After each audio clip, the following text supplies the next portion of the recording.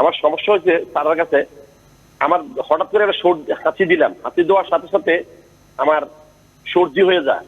সর্দি দেওয়ার পরে মানে ঘন্টা 2-3 ঘন্টা সর্দি থাকে, হয়তোবা আবার সারাদিনে সর্দিটা পানি না খেলে পানি পড়তে থাকে, আবার নিজের থেকে সর্দিটা ভালো হয়ে যায়। মানে এই সর্দি কিছুই আমার ভালো হইতেছে।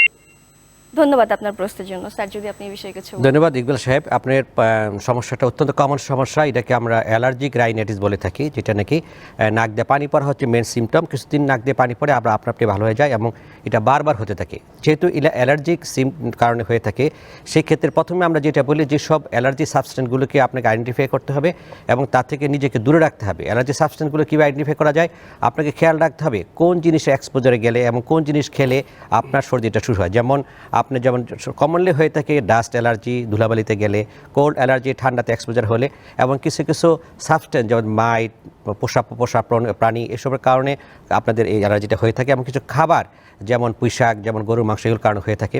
তবে সবগুলির সহজ অ্যালার্জি থাকে না।